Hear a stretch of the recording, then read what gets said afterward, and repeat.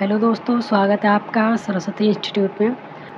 दोस्तों, इससे पहले हम सीडीपी की 1 to 5 का जो पेपर होता है उसकी 2011 का प्रीवियस ईयर सेट लगा चुके हैं। आज हम 29 जनवरी 2012 का जो पेपर है वो सॉल्व करेंगे और सीडीपी सॉल्व करने के बाद में हम लोग ईवीएस और बाकी के बचे सब्जेक्ट जो आपके लिए इम्पोर्टेंट होते हैं प्राइमरी लेवल के, वो सभी सब्जेक्ट एक एक करके सॉल्व करेंगे।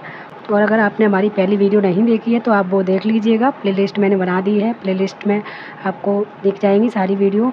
जो भी PYQ हैं वो सारी प्लेलिस्ट में पड़े हुए हैं, तो वहाँ से आप चेक कर लीजिएगा। एक एक वीडियो आपके लिए इम्पोर्टेंट है, इसलिए आप देख ज़रूर लीजिएगा।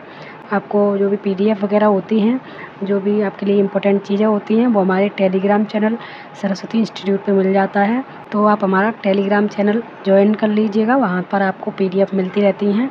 बाकी आपको कोई भी क्वेरी है तो आप हमारे कमेंट में बता सकते हैं। तो आज हम स्टार्ट कर लेते हैं 2012 का सेट। इसमें 30 क्वेश्चन हैं, ये एक एक करके हम देखेंगे। क्वेश्चन नंबर 1 है, जब बच्चा फेल होता है तो इसका तात्पर्य क्या माना जाता है। तो जब किसी का बच्चा है, यानी किसी कॉलेज का या स्कूल का बच्चा है, जब फेल हो जाता है, इसका तात्पर्य माना जाता है कि व्यवस्था फेल हुई है। और बाकी के ये 3 ऑप्शन गलत क्यों हैं ये हम आपको बताते हैं। पहला ऑप्शन है, बच्चे ने उत्तरों को सही तरीके से याद नहीं किया है। याद नहीं किया है इसका नेगेटिव पॉइंट माना जाएगा, क्योंकि कोई भी बच्चा याद करने के लिए नहीं बना है। आप उसको अच्छे से समझाइए, ऐसी व्यवस्था कीजिए कि बच्चे को याद करना ही ना पड़े, वो तुरंत के तुरंत सीख जाए। इसलिए ये ऑप्शन हमारा गलत हो जाएगा। और सेकंड ऑप्शन, बच्चे को प्राइवेट ट्यूशन ले लेनी चाहिए, ये भी गलत है, क्योंकि प्राइवेट ट्यूशन लेने का कोई मतलब ही नहीं है। अगर आपने स्कूल में शिक्षा अच्छी ही नहीं दी है तो बच्चे ट्यूशन लेके क्या ही करेंगे। तो इसलिए आप बच्चे को ऐसी शिक्षा दीजिए जिससे उसे प्राइवेट ट्यूशन की ज़रूरत ना पड़े। इसलिए हमारा ये ऑप्शन भी गलत हो जाएगा। और हमारा लास्ट ऑप्शन है, बच्चा पढ़ाई के लिए योग्य नहीं है। तो आप बच्चे को किसी प्रकार से अयोग्य घोषित नहीं कर सकते हैं, इसलिए हमारा ये ऑप्शन भी गलत माना जाएगा। तो हमारा जो बच्चा फेल होता है उसका तात्पर्य माना जाता है व्यवस्था फेल हुई है। बढ़ते हैं नेक्स्ट क्वेश्चन की तरफ। क्वेश्चन नंबर 2 है, शिक्षण से अधिगम पर बल देने वाला परिवर्तन क्या हो सकता है। तो इसका जो ऑप्शन है वो देख लेते हैं। पहला ऑप्शन है, बाल केंद्रित शिक्षा पद्धति अपनाकर। ये हमारा सही ऑप्शन है, क्योंकि बाल केंद्रित जब शिक्षा होगी तो बच्चे को किसी प्रकार का जो परेशानी होती है उसका सामना नहीं करना पड़ेगा और बच्चे अपनी बात को खुलकर कहेंगे, अपना क्वेश्चंस खुलकर पूछेंगे, जिससे बच्चे को ज़्यादा से ज़्यादा सीखने का माहौल मिल सकता है। इसलिए ये हमारा ऑप्शन सही हो जाएगा। सेकंड ऑप्शन है, रटने को प्रोत्साहित करेंगे। ये गलत माना जाएगा। रटना आपको नहीं सिखाना है, बच्चे को जहाँ तक है आप समझ कर ही सिखाएंगे और बच्चे को उसकी प्रकृति के आधार पर ही सिखाएंगे। रटना और याद करना ये नेगेटिव पॉइंट माने जाते हैं। और सी ऑप्शन है, अग्र शिक्षण की तकनीक अपनाकर। तो अग्र शिक्षण की तकनीक अपनाकर यानी कि टेक्निक शब्द यहाँ पर ही भी आ जाएगा, वो आपका गलत माना जाएगा। और डी ऑप्शन है, परीक्षा परिणामों पर केंद्रित होकर। ये ऑप्शन भी गलत माना जाएगा, क्योंकि आप परीक्षा के परिणामों पर अगर केंद्रित रहेंगे तो बच्चे के सीखने पर बल नहीं दे पाएंगे। जबकि हमारा मेन उद्देश्य होना चाहिए कि बच्चा ज़्यादा से ज़्यादा क्लास में ही सीख जाए और उसे किसी प्रकार से रटना ना पड़े और उसे प्राइवेट ट्यूशन की आवश्यकता ना पड़े और ना ही किसी भी टेक्निक की उसको आवश्यकता पड़े। तो हमारा करेक्ट आंसर हो जाएगा ऑप्शन नंबर ए। बढ़ते हैं नेक्स्ट क्वेश्चन की तरफ। क्वेश्चन नंबर 3 है, बीजों का अंकुरण संकल्पना के शिक्षण की सबसे प्रभावी पद्धति क्या है। बीजों के अंकुरण की जो संकल्पना है उसकी सबसे प्रभावी पद्धति कौन सी है, ये हमसे पूछा गया है। तो इसका हमारा करेक्ट हो जाएगा ऑप्शन नंबर ए, विद्यार्थियों द्वारा पौधे के बीज बोना और उसके अंकुरण चरणों का अवलोकन करना। तो ये हमारा मोस्ट इम्पोर्टेंट पॉइंट माना जाएगा, क्योंकि बीज बोएंगे तो वो अपने आप से आधा अनुभव महसूस करेंगे और उसके अंकुरण के चरणों का अवलोकन करेंगे। बाकी के ऑप्शन इसलिए गलत माने जाएंगे क्योंकि श्यामपट्ट पर आप चित्र बनाकर वर्णन करेंगे तो वहाँ पर बच्चा उतने अच्छे से नहीं सीख पाएगा जितना वो स्वयं करके सीखेगा। तो जो बच्चे होते हैं उनको जितना हो सके आप स्वयं करके सिखाएंगे तो बच्चे अच्छे से सीखेंगे। सी ऑप्शन, बीज की वृद्धि के चित्र बनाना, ये भी गलत माना जाएगा, इससे भी बच्चे को कम से कम सीखने को मिलेगा। और डी ऑप्शन है, विस्तृत व्याख्या करना। व्याख्या करना ये भी हमारा नेगेटिव पॉइंट माना जाता है, इसलिए ये तीनों ही ऑप्शन हमारे लिए गलत हो जाएंगे। तो हमारा करेक्ट आंसर हो जाएगा ऑप्शन नंबर ए, यानी कि बच्चे को आप खुद से ही बीज बोने के लिए कहेंगे और उसके अंकुरण के जो चरण होते हैं वो आपको अवलोकन करने को कहना है। तो इसलिए हमारा करेक्ट आंसर हो जाएगा option number A. Question number 4 है, समावेशी शिक्षा क्या है। तो इस पे आप मोस्ट इम्पोर्टेंट लगा लीजिएगा, क्योंकि ये क्वेश्चन समावेशी शिक्षा से संबंधित जितने भी इम्पोर्टेंट क्वेश्चन आपके बनते हैं वो आप देख सकते हैं कि जितने भी आपके सीटेट के एग्ज़ाम हुए हैं हर बार समावेशी शिक्षा से कोई ना कोई क्वेश्चन ज़रूर पूछा जाता है, तो इसको अच्छे से याद कर लीजिएगा। तो समावेशी शिक्षा जो है वो कक्षा में विविधता का उत्सव मनाती है, ये हमारा करेक्ट आंसर हो जाएगा। और सेकंड ऑप्शन इसलिए गलत हो जाएगा क्योंकि दाखिले संबंधी कठोर प्रक्रियाओं को बढ़ावा देती है, ये हमारा गलत माना जाएगा। कठोर प्रक्रिया नहीं अपनानी है। तथ्यों की शिक्षा या मतारोपण से संबंधित है, ये भी तथ्यों की शिक्षा से ही संबंधित नहीं होना चाहिए, ये भी गलत है। और हाशिए पर स्थित वर्गों से शिक्षकों को सम्मिलित करने से संबंधित है, ये भी हमारा गलत माना जाएगा। तो इसका हमारा करेक्ट आंसर हो जाएगा ऑप्शन नंबर ए, यानी कि कक्षा में विभिन्न प्रकार के बालक होते हैं उनको एक ही कक्षा में शामिल किया जाता है, और जो भी विशेष प्रकार के बच्चे होते हैं यानी कि दिव्यांग बच्चे होते हैं और सामान्य बच्चे होते हैं उनको एक ही कक्षा में बिठाकर शिक्षा दी जाती है। इस प्रकार की शिक्षा को समावेशी शिक्षा कहते हैं, जिसमें बालक के साथ किसी प्रकार का भेदभाव ना किया जाए। तो ये आप याद रखिएगा समावेशी शिक्षा क्या कहलाती है। तो जो सामान्य बालक और विशिष्ट प्रकार के बालक होते हैं उनको एक ही कक्षा में बिठाकर सामान्य शिक्षा दी जाए तो उसको समावेशी शिक्षा कहते हैं, इसको याद रखिएगा। क्वेश्चन नंबर 5 है, किस प्रकार के प्रश्नों को वस्तुनिष्ठ प्रश्नों की श्रेणी में रखा जाता है। तो ये आप जान ही सकते हैं कि सत्य और असत्य प्रकार के जो यानी कि ट्रू और फॉल्स वाले क्वेश्चन होते हैं उनको आप वस्तुनिष्ठ प्रश्नों की श्रेणी में रख सकते हैं। और निबंधात्मक प्रश्न आप जानते ही हैं, ये लॉन्ग पैटर्न के होते हैं। मुक्त उत्तर वाला प्रश्न भी आपके जो भी बच्चा चाहे उसको दे सकता है आंसर, चाहे वो 1 लाइन में दे चाहे वो 4 लाइनों में उत्तर दे, वो उसके ऊपर डिपेंड करता है कि बच्चा किस प्रकार से उसका उत्तर देना चाहता है।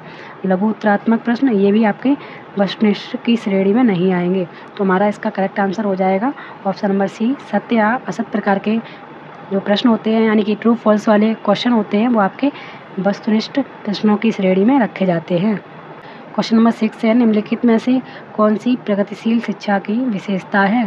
करेक्ट आंसर हमारा है समय सारणी और बैठने की व्यवस्था में लचीलापन होना चाहिए। और ए और बी और सी आंसर इसलिए गलत हैं क्योंकि पहले ऑप्शन में हमें बताया गया है कि केवल प्रस्तावित पाठ्य पुस्तकों पर आधारित अनुदेश होना चाहिए, तो ये हमारा गलत माना जाता है। केवल शब्द जहाँ पर आपको दिख जाए वो नेगेटिव पॉइंट होता है। और परीक्षा में अच्छे अंक प्राप्त करना भी आपका नेगेटिव पॉइंट माना जाता है। और बार बार ली जाने वाली परीक्षाएं बार बार आप इसको भी नेगेटिव पॉइंट मानते हैं, तो हमारा correct answer option number D हो जाएगा। क्वेश्चन नंबर 7 है, एक शिक्षक प्रश्न पत्र बनाने के बाद यह जांच करता है कि क्या प्रश्न परीक्षण के विशिष्ट उद्देश्यों की परीक्षा ले रहे हैं, वह मुख्य रूप से प्रश्न पत्र की या के बारे में चिंतित है। इसका हमारा करेक्ट आंसर हो जाएगा ऑप्शन नंबर ए, यानी कि संपूर्ण विषय वस्तु को शामिल करने पर आपका ध्यान होना चाहिए। जैसे कि हम आपको पढ़ा रहे हैं तो हमारा मेन उद्देश्य क्या होना चाहिए कि आपका एक एक टॉपिक से जो भी इम्पोर्टेंट क्वेश्चन बनते हैं वो आपके लिए शामिल कर लिए जाएं। और प्रश्नों के प्रकार पर आपका ध्यान होना चाहिए लेकिन कम ध्यान होना चाहिए। और विश्वसनीयता ये भी आपका होना चाहिए, वैधता भी आपका होना चाहिए। वैलिड क्वेश्चन ही आपके लिए लाए जाएं और विश्वसनीयता आपकी होनी चाहिए। लेकिन सबसे ज़्यादा इम्पोर्टेंट आपका पॉइंट माना जाएगा कि संपूर्ण विषय वस्तु को शामिल कर लिया जाए, यानी कि एक एक टॉपिक से आपके एक एक जो भी इम्पोर्टेंट क्वेश्चन बनते हैं वो आपके शामिल कर लिए जाएं। तो हमारा ऑप्शन नंबर ए करेक्ट हो जाएगा। क्वेश्चन नंबर 8 है, विवेचनात्मक शिक्षा शास्त्र का यह दृढ़ विश्वास है कि ऑप्शन नंबर सी हमारा इसका करेक्ट आंसर है, शिक्षार्थियों के अनुभव और प्रत्यक्ष लाभ महत्वपूर्ण होते हैं। यानी कि जो भी आपके स्टूडेंट्स हैं उनके अनुभव आपके लिए इम्पोर्टेंट होते हैं, उनके प्रत्यक्ष लाभ आपके लिए इम्पोर्टेंट होते हैं। बाकी के ये 3 ऑप्शन हैं, ये स्वतंत्र रूप से तर्कना नहीं करनी चाहिए, ये आपका गलत माना जाएगा क्योंकि बच्चों को स्वतंत्र रहना आवश्यक है। और सेकंड ऑप्शन बच्चे स्कूल से बाहर क्या सीखते हैं ये अप्रासंगिक है, ये आपका गलत माना जाएगा क्योंकि बच्चे स्कूल से बाहर क्या सीखते हैं ये भी आपके लिए इम्पोर्टेंट होता है। और एक शिक्षक को हमेशा कक्ष के अनुदेशन का नेतृत्व करना चाहिए, ये भी हमारा नेगेटिव पॉइंट माना जाता है। तो हमारा करेक्ट आंसर इसका ऑप्शन नंबर सी हो जाएगा। क्वेश्चन नंबर 9 है, विद्यालय आधारित आकलन मुख्य रूप से किस सिद्धांत पर आधारित होता है। तो विद्यालय आधारित जो आकलन होता है ये मुख्य रूप से किस पर आधारित होता है, इसका हमारा करेक्ट आंसर है ऑप्शन नंबर ए हमारा करेक्ट आंसर हो जाएगा। बाह्य परीक्षकों की अपेक्षा शिक्षक अपने मानते हैं। और जो बी ऑप्शन है इसलिए गलत माना जाएगा क्योंकि किसी भी कीमत पर विद्यार्थियों को अच्छे ग्रेड मिलने चाहिए, ये हमारा गलत माना जाता है। और विद्यालय बाह्य परीक्षा निकायों की अपेक्षा ज़्यादा सक्षम है, ये भी हमारा गलत माना जाएगा। आकलन बहुत किफ़ायती होना चाहिए, ये भी हमारा गलत ऑप्शन माना जाएगा। तो ये तीनों हमारे लिए गलत हैं, इसलिए हमारा ऑप्शन नंबर ए सही हो जाएगा। क्वेश्चन नंबर 10 है, शिक्षार्थी व्यक्तिगत विभिन्नता प्रदर्शित करते हैं, अतः शिक्षक को क्या करना चाहिए। ऑप्शन नंबर ए हमारा करेक्ट आंसर हो जाएगा। सीखने के विविध अनुभवों को उपलब्ध कराना चाहिए। आप जितना ज़्यादा हो सके शिक्षार्थियों को अनुभव उपलब्ध कराएंगे, जिससे सीखने के लिए सबसे ज़्यादा रुचिकर माना जाता है। और कठोर अनुशासन, ये हमारा नेगेटिव होता है। परीक्षाओं की संख्या बढ़ा देनी चाहिए, ये भी गलत माना जाता है। अधिगम एक समान गति पर बल देता है, ये भी हमारा गलत माना जाता है। तो हमारा correct answer option number A हो जाएगा। क्वेश्चन नंबर 11 है, निम्नलिखित में से कौन सा विकास का सिद्धांत है। तो विकास का सिद्धांत कौन सा है, इसका करेक्ट आंसर हमारा ऑप्शन नंबर ए है। विकास हमेशा रेखीय होता है, ये हमारा गलत है। और यह निरंतर चलने वाली प्रक्रिया नहीं है, ये भी हमारा गलत है। और विकास की सभी प्रक्रियाएं अंतर संबंधित नहीं हैं, ये भी हमारा गलत है, क्योंकि विकास की सभी प्रक्रियाएं जो होती हैं वो अंतर संबंधित ही होती हैं। और विकास निरंतर चलने वाली प्रक्रिया है, ये हमसे पूछा जाता है, इसलिए ये भी हमारा गलत है। तो हमारा करेक्ट आंसर हो जाएगा ऑप्शन नंबर ए, यानी कि सभी की विकास दर जो है वो समान नहीं होती है। किसी बच्चे में विकास तेज़ी से होता है, किसी में धीरे धीरे होता है। इसी प्रकार से विकास की दर होती है, सभी बच्चों में समान नहीं होती है। क्वेश्चन नंबर 12 है, मानव विकास को क्षेत्रों में विभाजित किया जा सकता है जो।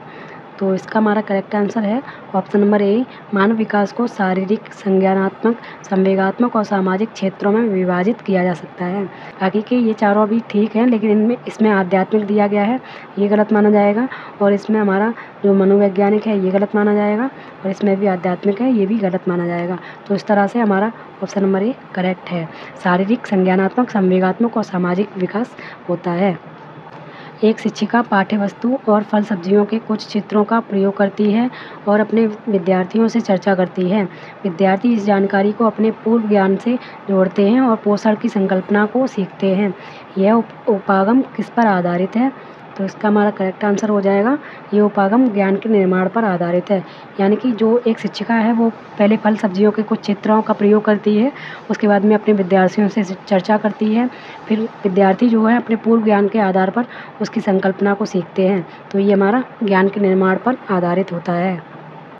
क्वेश्चन नंबर 14 है, जब बच्चे की दादी उसे उसकी माँ की गोद से लेती हैं तो बच्चा रोने लगता है। बच्चा किसके कारण रोता है, ये हमसे पूछा गया है। तो इसका जो करेक्ट आंसर हमारा हो जाएगा, बच्चा संवेगात्मक दुश्चिंता के कारण रोता है, क्योंकि जो बच्चा है उसमें इस प्रकार के संवेग आ जाते हैं कि वो अपनी माँ से अलग होना नहीं चाहता है। उसको लगता है कि उसकी माँ से उसको अलग किया जा रहा है, जिसके कारण संवेगात्मक दुश्चिंता उसमें आ जाती है और बच्चा रोने लगता है। तो आपने देखा भी होगा, बच्चे को उसकी माँ से अलग किया जाता है, चाहे कोई भी हो उसको अलग करता है तो वो रोने लगता है। तो इसका हमारा करेक्ट आंसर हो जाएगा, संवेगात्मक दुश्चिंता के कारण बच्चा रोने लगता है। क्वेश्चन नंबर 15 है, शिक्षा के संदर्भ में समाजीकरण से क्या तात्पर्य है। तो इसका हमारा करेक्ट आंसर हो जाएगा, सामाजिक वातावरण में अनुकूलन और समायोजन होना चाहिए।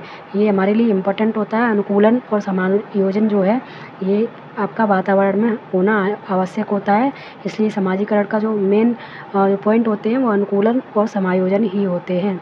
तो आज हम 15 क्वेश्चन कर चुके हैं, बाकी के 15 क्वेश्चन जो बचे हैं वो हम अगली वीडियो में करेंगे। तब तक आप इतना पढ़ लीजिए, और आपने कल की वीडियो नहीं पढ़ी थी तो वो भी आप प्ले लिस्ट में जाकर पढ़ सकते हैं। और बाकी पुरानी वीडियो जो भी पढ़ी हैं वो आप देख लीजिएगा, क्योंकि आपका सीटेट के दिसंबर के एग्ज़ाम के लिए ये सभी वीडियो इम्पोर्टेंट हो जाएंगी। और पीडीएफ इसकी जब आपकी ये वीडियो कंप्लीट हो जाएगी 30 क्वेश्चन की, तो आपको टेलीग्राम पर मिल जाएगी। पुरानी जो वीडियो थी कल की, उसकी पीडीएफ मैंने टेलीग्राम पर डाल दी है, वहाँ से आप देख सकते हैं और अपनी प्रैक्टिस कर सकते हैं। तो चलिए मिलते हैं एक नई वीडियो के साथ, तब तक के लिए जय हिंद।